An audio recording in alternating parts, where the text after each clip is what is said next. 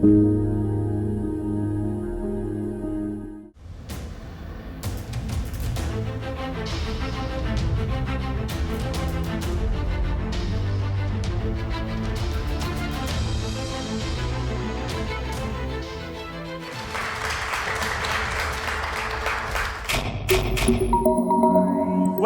to another chapter of BIS Talks. In a way, this is an extremely critical chapter since it talks about one of the basic survival needs of humanity. Modern societies need water for so many purposes, for domestic, commercial, industrial, and agricultural usage. Our water resources can be widely segmented into two categories: surface water and groundwater. Their efficient management has emerged as a critical and immediate need for India. Uneven distribution of water poses a grave problem for our nation. That is where the Bureau of Indian Standards has been playing a critical role by setting standards to follow through its Water Resources Department.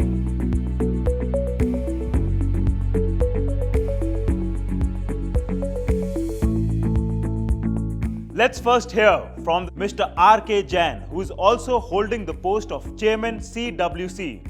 He will acquaint us with the importance of setting standards in this domain. Standardization is very important for not only bringing uniformity in the procedures, but also to have quality control. I congratulate BIS for striving hard in formulating the standards and covering almost all the aspects of the water resources.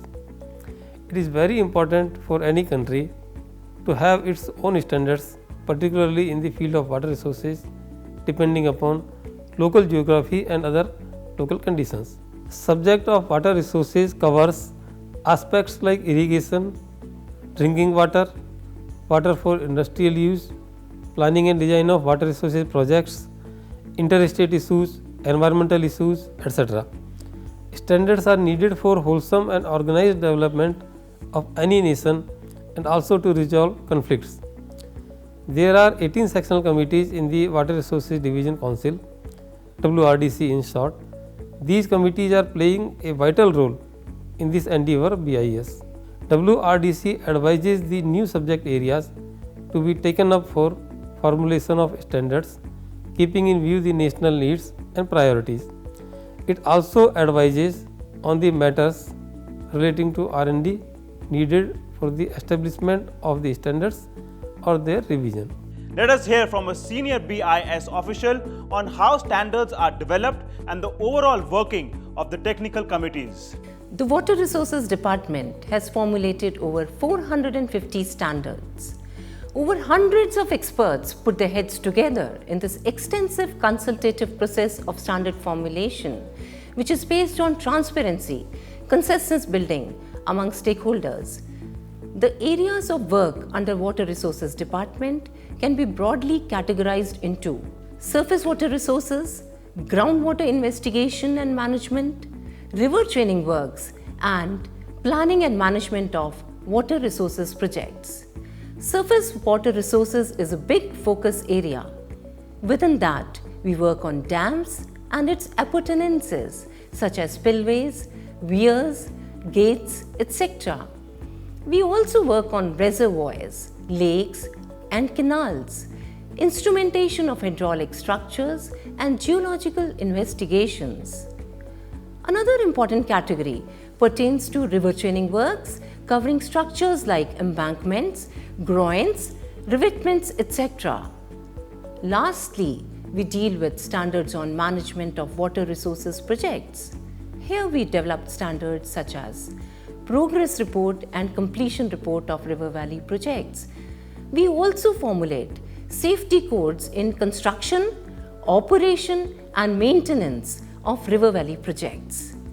Beyond this, we also work on subjects such as estimating unit rate for civil works, etc. Now that we know the functional aspects of how the technical committees operates, let's take a closer look at their areas of operation. Dams, barrages and weirs are man-made barrier structures built across a stream or a river that stops and regulates the flow of water in controlled fashion. Indian standards ensure that dams built in India are safe, economical and durable, and are fit and functional to serve the nation. Let's hear about this in detail from our expert. Let's talk about the Indian standards for dams and canals in our country. IS 6512. This is one of the important standards which gives the design criteria for any solid gravity dam. Design analysis is a crucial part for any dam before its construction. We understand that this stability analysis takes into account the several critical load combinations. The standard gives 7 different load combinations for it. They are mainly the dead load, reservoir and tailwater loads, uplift pressure, earthquake forces, earth and silt pressure, ice pressure, wind pressure, wave pressure and thermal loads. We have one more important standard, IS 11855. This is design and use of rubber seals for hydraulic gates. This standard gives the recommendations. The standard covers 6 different types of seals depending upon their shapes. They are namely angle-shaped seal, flat seal, music note seal, double caisson seals, double bulb seals and corner seals. It also lays 6 important parameters to control the quality checks comprising of tensile and elongation test, shore hardness test, water absorption, weather impact test and its materials. The standard also covers an important requirement of cladded seals. The cladded seals are fluorocarbon cladding is done to reduce frictional forces. The standard also gives the test requirements of adhesion test. Dams also need to have certain appurtenant structures to enable them to discharge their operational functions safely and effectively. A number of standards are in place to ensure this.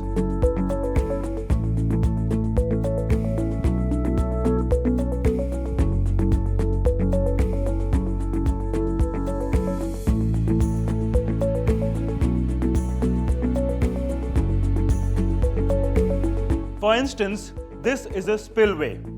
Spillways are passages for letting out waters safely when the reservoir overflows. IS 5186 and IS 6934 covers the design criteria for different types of spillways. Dam as a structure is not alone. We have many more standards on appurtenant structures. IS 11527 is a standard that deals with the structural design of energy dissipators for the spillways. Energy dissipators are important structures to protect the erosion on the downstream part of any dam or spillways. The design of downstream protection works or energy dissipators below hydraulic structures occupy a vital place in the design and construction of dams, barrages and outlets. The standard covers hydraulic jump type, silting basin and bucket type energy dissipators below spillways and outlet works founded on rock. We see that in the standard, the structural design of floor sap consists of the following steps: determination of uplift forces, details of anchorages into bedrock, that is diameter, number and spacing of anchor bars, determination of the length of considering dislodgement of rock mass against uplift force, working out details of slab reinforcement. IS 15058. This is another standard on PVC water stops. These water stops are used at transverse contraction joints for use in masonry and concrete dams. The contraction joints in masonry and concrete dams provide passage through the dam which, unless sealed, would permit the leakage from the reservoir to the downstream phase, and this could be harmful to the structure. To check this leakage, water stops are installed in the joints adjacent to the upstream phase. The standard takes care of the quality of this product and covers 12 different parameters to check the quality, right from its material, aging, weather impact, weight, water absorption and its dimensions. The standard is BIS certifiable and presently we are having 6 number of BIS license against this standard.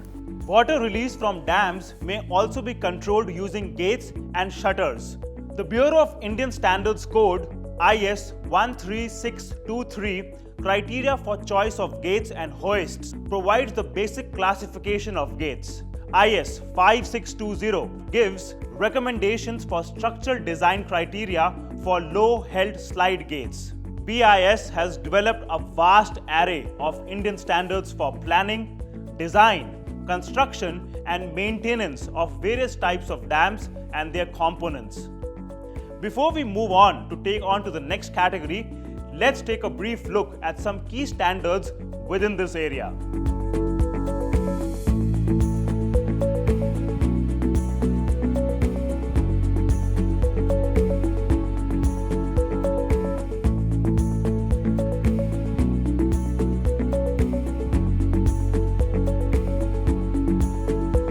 Now, for our next subcategory under surface water is reservoirs and lakes.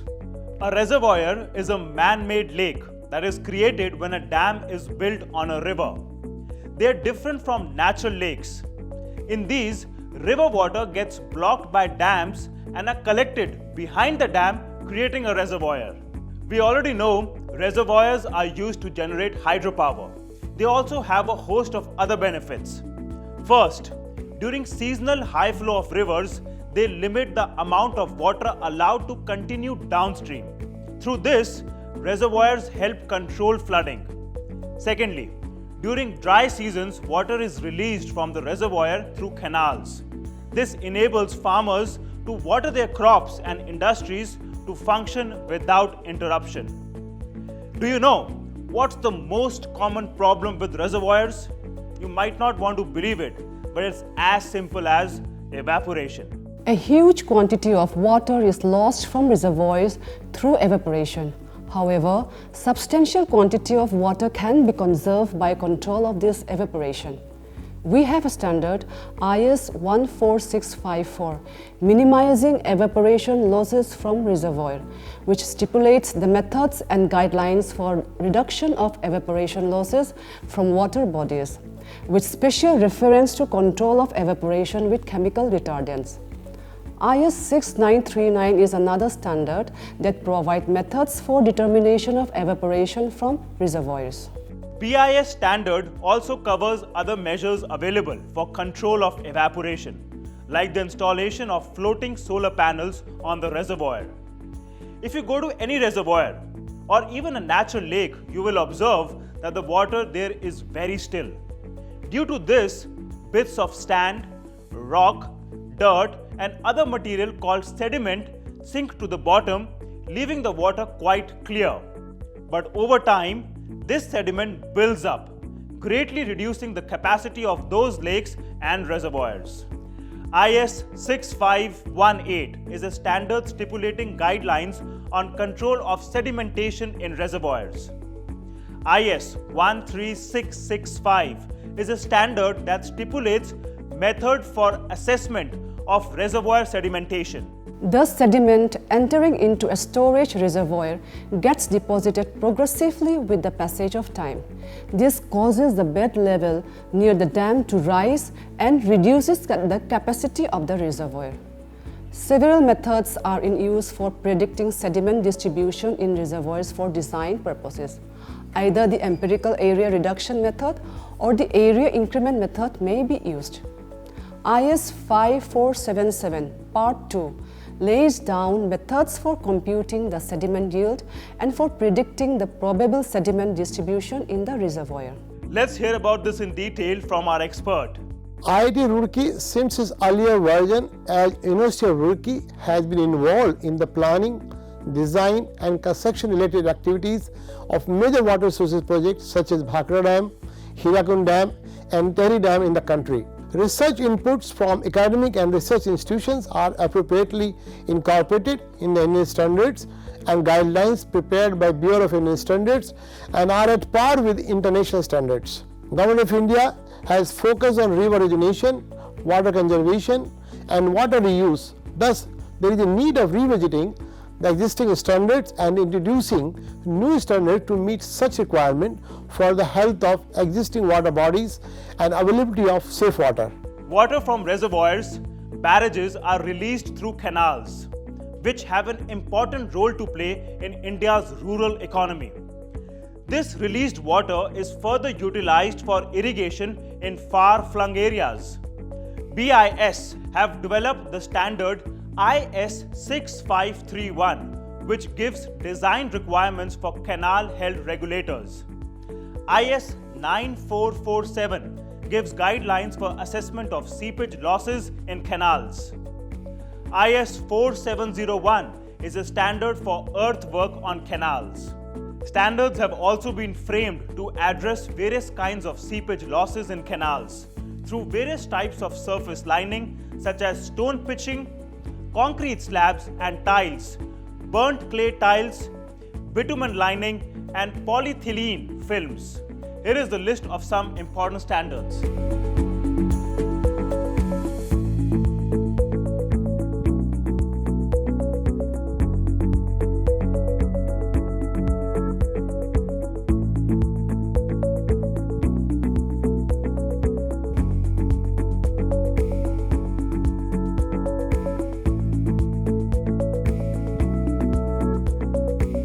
Let's hear about this in detail from our expert.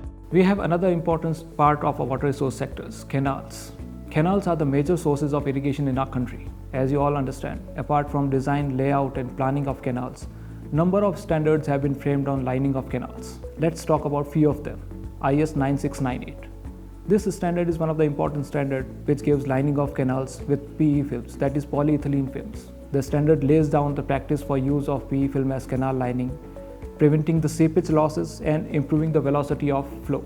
The standard covers both the low density type and the high density type PE films according to the requirements of IS 2508 and IS 10889.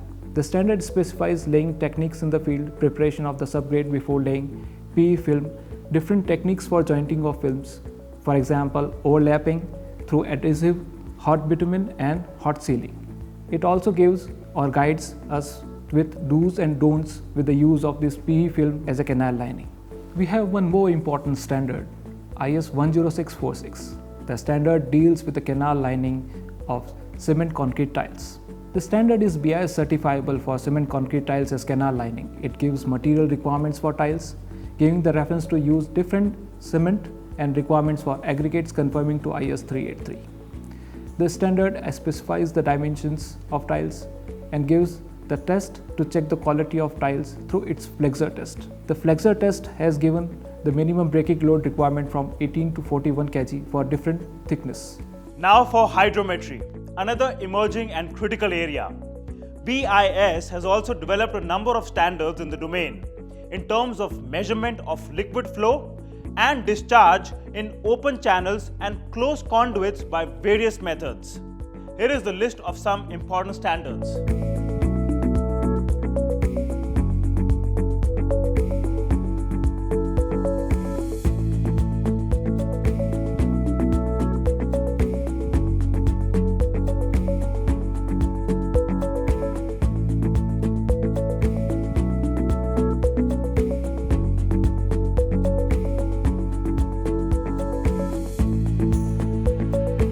Insoluble materials like silt, sand and gravel transported by the streams creates problems in the operation of many river valley projects. Therefore, to have adequate knowledge of the movement of sediments, a systematic sampling of the sediment is required. IS 3917 scoop type bed material samplers is a standard that specifies the functional requirements like the sampler should be able to cut a layer of 8 cm to 10 cm thickness. It also specifies performance test requirements and material to be used for the manufacture of various parts of the sampler. Other important standards under hydrometry are IS 16571 measurement of liquid flow in open channels, moving both method.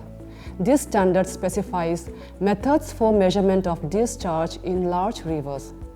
The standard describes equipment requirements, selection of site, method of computation, and also contains a step-by-step example computation by moving both method. And IS 16138 is a standard which gives guidelines for the design, selection, and use of electromagnetic current meters for measurement of liquid velocity in open channels. BIS has also taken an active role in the ISO committees in the field of hydrometry. Let's get more clarity on this subject matter from our expert. BIS is working in close liaison with ISO in the area of standardization on hydrometry. BIS holds the secretariat of the committee ISO TC 113 on hydrometry and its subcommittees SC1 velocity area methods and SC6 sediment transport since the inception of the committee in the year 1964. Indian experts actively contribute in the formulation of ISO standards on hydrometry and hold prominent leadership positions such as chair, convener, and project leaders. BIS has adopted many ISO standards on hydrometry to align with the latest technologies as well.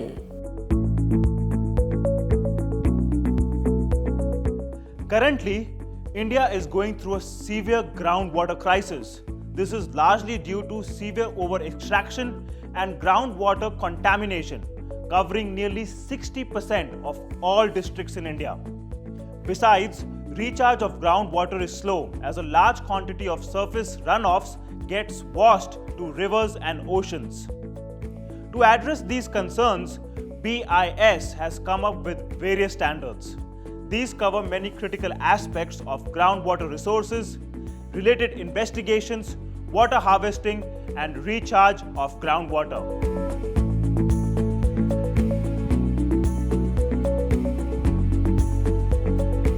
Excessive use of groundwater for various applications has resulted in lowering of groundwater levels, causing adverse environmental impacts.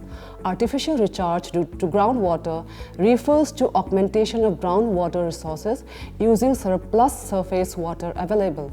In this regard, there is a standard IS 15792, Artificial Recharge to Groundwater, that provides various techniques and methods of artificial recharge by modifying the natural movement of the surface water.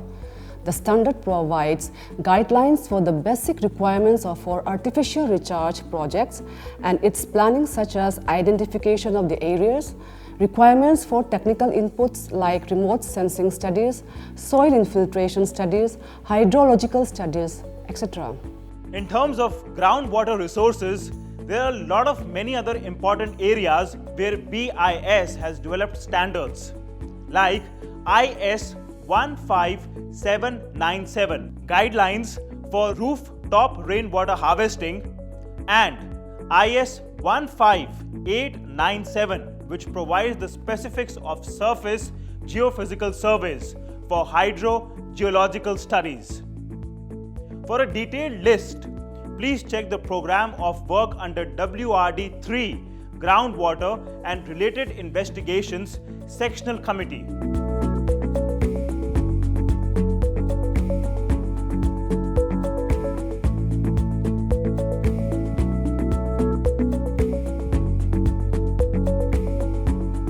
India is the largest user of groundwater in the world. About 1/4 of the global groundwater withdrawal occurs in India. Hence, there is a dire necessity to standardize the methods and procedures for survey, assessment, monitoring and management of groundwater.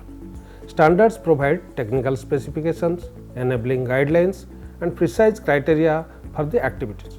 Standards also help to reduce errors, facilitate problem solving and also increase the reliability and effectiveness of outputs. Standards in some aspects of groundwater like geophysics, artificial recharge and also groundwater measurement have already been developed by BIS. A few new subjects have also been taken up for standardization.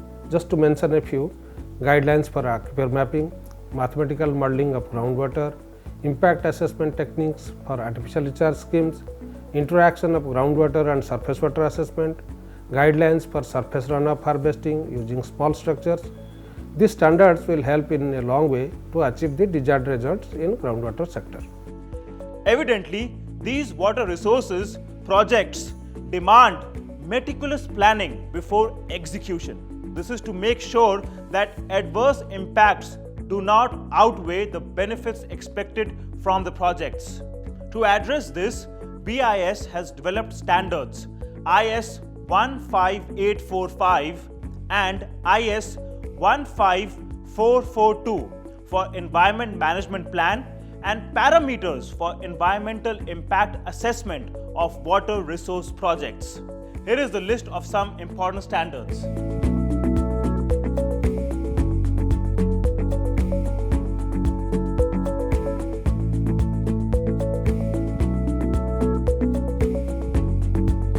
BIS has framed standards to cover every bit corner over vast spectrum in river valley projects.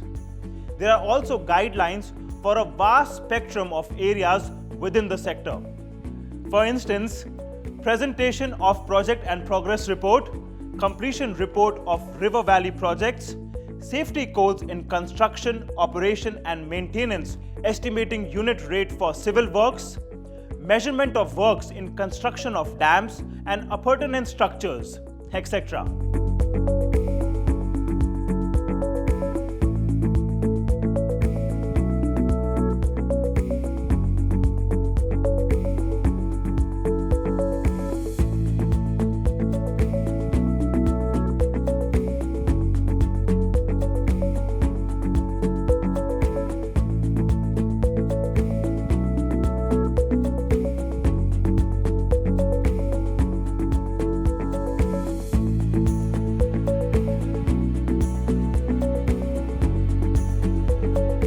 outbreak of fire in the river valley projects can cause extensive damages to the buildings and equipments. For this, we have IS 10386, Construction, Operation and Maintenance of River Valley Projects, Part 7, Fire Safety Aspects. This standard lays down the fire safety requirements in the river valley projects. The standard is intended to be of use during the construction, operation as well as maintenance periods for the fire safety of river valley projects. It covers fire safety aspects of dams, canals, tunnels, etc., buildings, forest, hydropower stations and their allied equipment. We need to talk about another important category, that of river training works. This involves structures that are constructed around the river to guide the flow of water, prevent erosion, to protect the embankment and to stabilize the structures. Guide banks are protective or training embankments constructed at the side of a weir, bridge, etc. to guide the river through the waterway provided in the structure. What you see now is groins. Their purpose is to interrupt water flow and to limit the movement of sediment from shore to sea. Likewise, there are other structures like levees, fish pass, and revetment. We understand that flood is another important aspect in the water resource sector. BIS also caters the problem of floods in rivers through its sectional committee WRD 22, that is, flood management, erosion management and diversion works. Let's talk about one of the standard, IS 13877, that is, planning and design of fish passes. The standard covers the details for location, planning, design of fish pass construction in barrages or diversion structures. While investigating and planning the fish passes, standard helps in identification and collection of data like types of fish, its normal swimming speed, locations, amount of fish, minimum water requirements, etc. The standard covers 5 different types of fish lock structures and 7 types of fish ladder constructions. For example, inclined chute type, paired obstacle fish pass, alternate obstacle pool type, weir type, etc. The standard also covers the selection criteria. BIS has also framed one of the important standards for estimating the flood damages, IS 13739. The standard gives the guidelines for estimation of flood damages. It is one of the significant standards to provide scientific procedure for collection of data and methods to convert the direct and indirect losses other than human life in monetary terms. The standard gives an approach for collecting data to estimate the damage and has primarily categorized these kind of damages into 4 types. They are agricultural crops, private and public properties, business and other secondary activities, spread of epidemic, health and loss of livestock, fear, anxiety and distress. As we have seen, Water Resources Department has brought out standards covering every aspect of water resource management, from planning to design, construction and maintenance of river valley projects in subjects ranging from hydrometry to geological investigations, river protection, construction safety, environmental impact assessment and flood control. To address the various emerging challenges and keeping in view the latest technological developments, BIS is striving to frame standards on areas which are need of the hour. We are considering development of standards to prolong the life of dams by addressing silt control and silt removal techniques. It is one of the major areas of concern today. To regulate the distribution of water as per need, our committees are working on piped irrigation network, specifying the process, testing and material quality. We are also working on new cost-effective areas like that of CFR dams, piano key weirs, roller compacted RCC dams, etc. Considering the immense damage caused by floods, subjects like flood forecasting, real-time reservoirs inflow, forecasting with neural algorithms and other computational techniques are being considered. To conserve our dwindling groundwater resources, our committees are working on standardization of unconventional measures for groundwater harvesting. standardization in the field of performance monitoring of hydraulic structures to increase the construction life, cost-effective maintenance, as well as to improve the efficiency of water use is another important area being looked into. Another area under consideration is environmental impact assessment of river valley projects. Besides, BIS is committed to continuously revise the existing standards to incorporate the latest technological advancements and ensure that Indian standards are at par with international standards. That's all for now in this chapter of BIS Talks. To know more about the programs and details of the BIS WRD department and its functions, you can visit BIS website. The BIS e-governance portal, Manak Online, provides a comprehensive view of its activities including on standardization. This portal serves BIS Technical Committee members and also other users of Indian standards. Filters to view the aspect-wise Indian standards classified based on test methods, product specifications, codes of practices, etc. is also available. The list of Indian standards relevant to various ministries and departments can also be accessed online. Details of published Indian standards and draft standards open for public commenting are also available. Proposals can also be submitted through the portal to make new Indian standards. Details about the technical committees, members and their affiliations through Manak Online are just one click away.